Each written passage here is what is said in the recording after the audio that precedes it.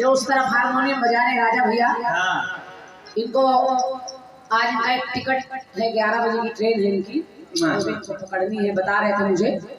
तो हम लोग किसी का नाजायज फायदा नहीं उठाते।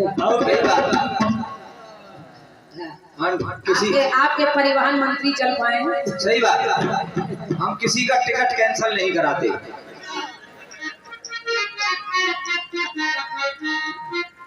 गीत बड़ा अच्छा आया है। कैसे?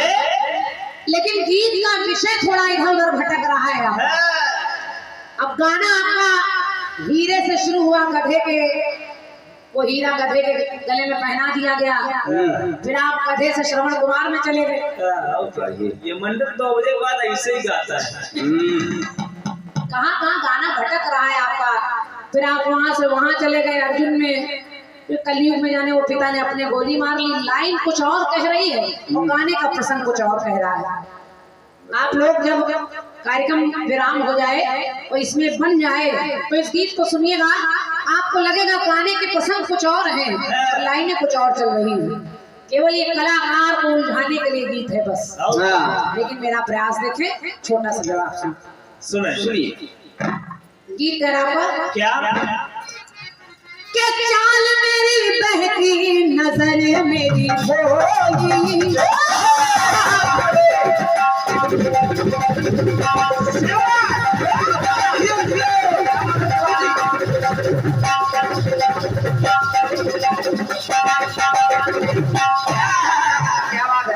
चाल मेरी बहकी नजर मेरी भोली, तो छूट गया बचपन बदल गई भोली। तेरी तू जाने मुझे छोड़ के अकेला, कैसे बनूंगा मैं साधु से छैला। तो झूठा के झूठा गुरु का वचन करूं कैसे, के झूठा गुरु का वचन करूं कैसे, साधु तेरा सजन बनूं, साधु तेरा सजन बनूं, साधु तेरा सजन बनूं, के चढ़ती जवानी जोगन बनूं कैसे, झूठा गुरु का वचन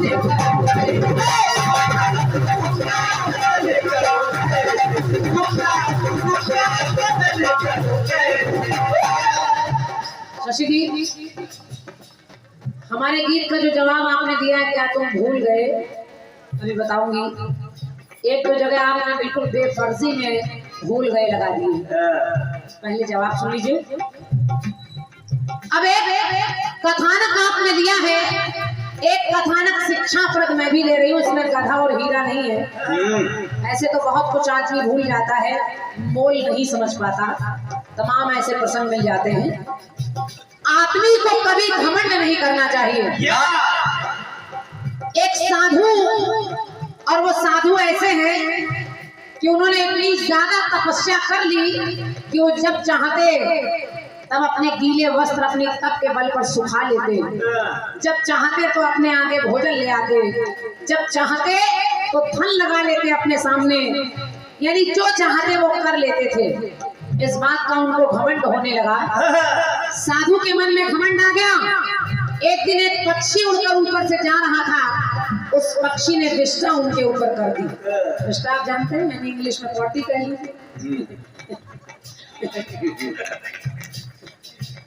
अब जब वो विष्ठा उन्होंने उस पक्षी ने कर दी, तो साधु ने अपने तप के बल पर उसके पंख को जला दिया। कहा है पक्षी, तूने गंदा काम किया। हालांकि उसने उसकी कोई गलती नहीं थी, वो क्या जाने। लेकिन साधु को इस बात का घमंड हो गया कि मैं जो चाहूं, जिसको चाहूं उसको नष्ट कर सकता हूं। लेकिन तभी भगवान ने एक बालक का रूप बनाया। भगवान ने उसके इस ईर्ष्या को, उसके इस अहम को जलाने के लिए एक बालक का रूप रखा। और वही बालक साधु को 3 लोगों के पास लेकर पहुंचा। देखिए, एक सती के पास, एक बालक के पास और एक कर्मयोगी के पास। अब तीनों के पास पहुंचा। इधर साधु ने देखा कि मैं आया हूं पहले बालक के पास पहुंचाया।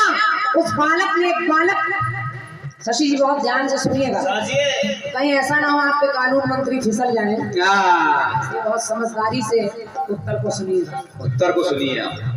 अब जब वो बालक सबसे पहले एक सती है उसके पास लेकर पहुंचा, तो उसने साधु ने सोचा कि ये सती मुझे प्रणाम करेगी पहले, लेकिन वो सती उस समय अपने पति के पैर दबा रही है। उस सती ने साधु को उठकर प्रणाम नहीं किया। साधु को क्रोध आ गया। साधु सोचने लगा मैं इसको भी भस्म कर दूंगा, लेकिन स्त्री ने कह दिया कि तुम मुझे भस्म नहीं कर सकते, तुम मेरा कुछ नहीं बिगाड़ सकते, क्योंकि मेरे लिए मेरा पति ही परमेश्वर है। मैं अपने पति की सेवा छोड़कर दूसरी तरफ नहीं जा सकती। इधर साधु को फिर उसके घमंड को थोड़ा सा वहां कम किया गया और उसको आगे बढ़ाया गया। तो बालक के पास पहुंचे लेकर, बालक अपने माता पिता के पैर दबा रहा था। साधु ने सोचा ये मुझे प्रणाम करेगा, उस बालक ने उसको प्रणाम नहीं किया। साधु ने कहा लड़के मैं तुझे भस्म कर दूंगा।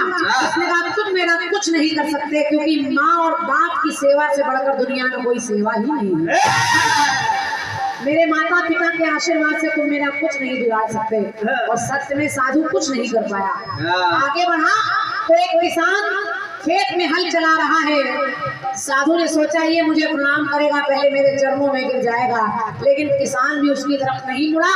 किसान ने कहा सबसे पहले आदमी के लिए उसका कर्म है, उसको अपने कर्म सच्चाई से करते रहना चाहिए, तो भगवान उसका बाल भी बांका नहीं होने देता। बस उस साधु का घमंड खत्म हुआ। तो देखिए मेरी पंक्ति कह रही है, साधु ने कहा क्या पतिव्रता को ना है भय ने सताया,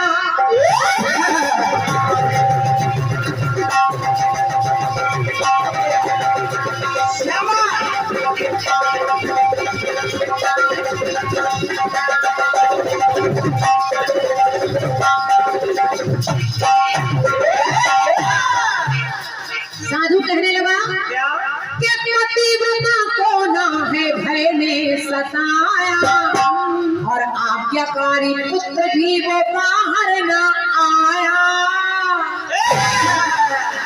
तो कर्मयोगी को भी मैं जला नहीं पाया, तो अपनी शक्ति को क्या मैंने गवाया,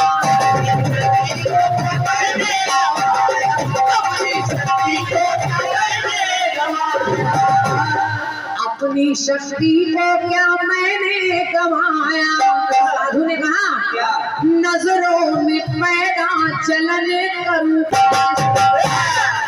अभी तक मेरी नजरों से काम होता था, नजरों में पैदा चलन करूं कैसे, और पहले के जैसा आचरण करूं कैसे, शंका का अपनी दमन करूं कैसे, तीनों का मैं तो हनन करूं कैसे।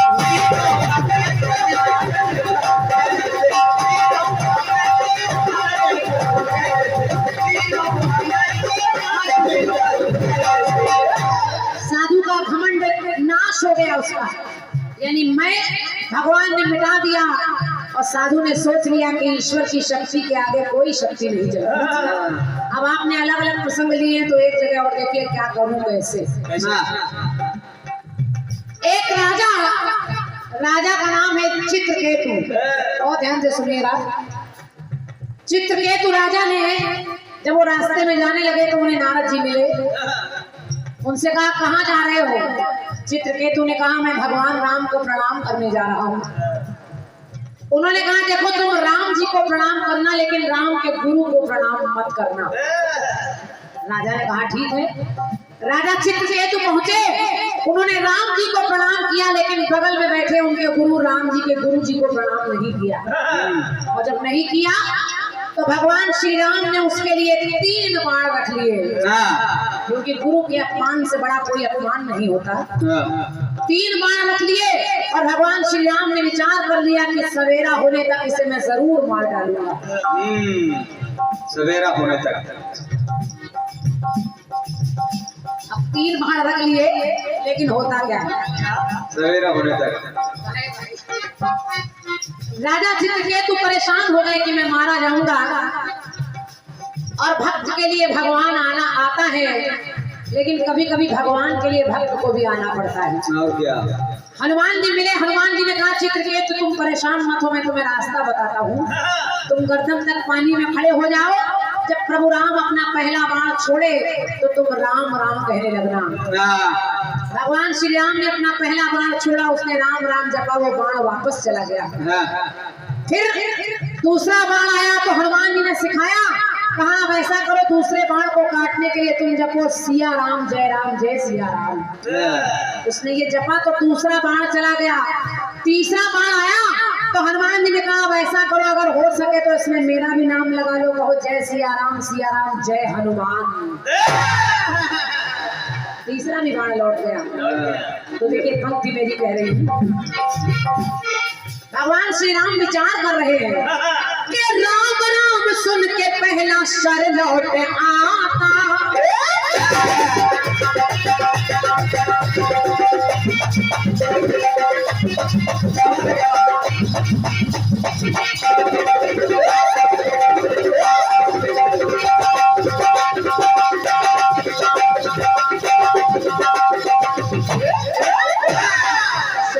आपके गीत की विधा बदल जाती है, कहीं वचन करूं कैसे, कहीं दहन करूं कैसे, कहीं अमन करूं कैसे, जो मर्जी आई वो लगाया है आपने। लेकिन मेरे जवाब में हर जगह आएगा हनन करूं कैसे। पहले तीनों का हनन करूं कैसे। अब देखिए राम जी सोच रहे हैं क्या? राम राम सुन के पहला शर लौट आता, तो दूजा बाण इसको सिया राम है बचाता। तो तीसरा बाण जब मैं हूँ चलाता, तो सीताराम हनुमान राजा है ध्याता।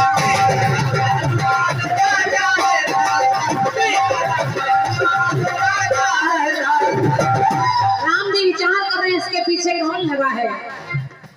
तो बाण से न मरना सहन करूं कैसे, के बाण से न मरना सहन करूं कैसे, और अपने इस क्रोध का दहन करूं कैसे, के राजा का बोलो हनन करूं।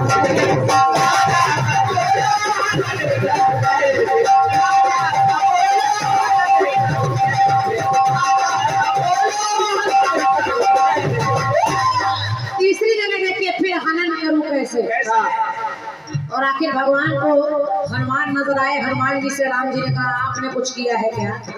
हनुमान जी मुस्कुराने लगे, कहने के प्रभु मैं कहाँ कुछ कर सकता हूँ, ये तो आपका ही शक्तियाँ धरा है। सही है। आपका नाम जो जपेगा उसकी नैया कैसे डूब सकती है। राम से बड़ा राम का नाम, राम से बड़ा राम का नाम। एक पंक्ति और देखिए, भीष्म पितामह जी जब उन्होंने अर्जुन के रथ पर शिखंडी को देखा तो वो सोच रहे हैं, और देखिए सोच क्या रहे हैं क्या कि अर्जुन है आया जो वीर धनुर्धारी।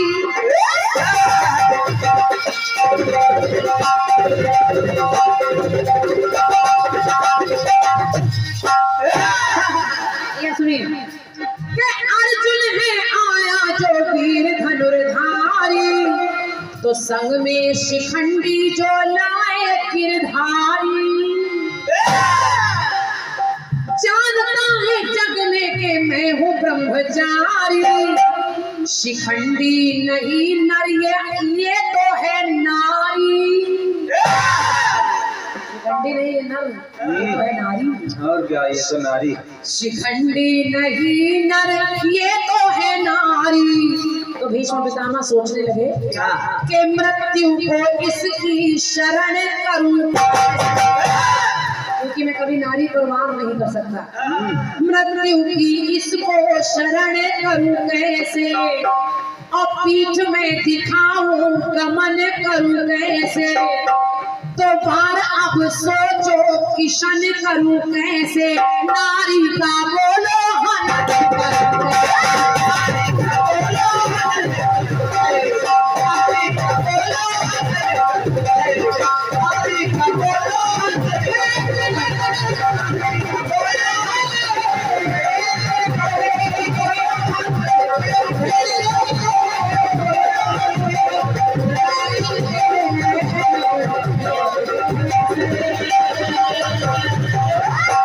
बोलिए कन्हैया लाल की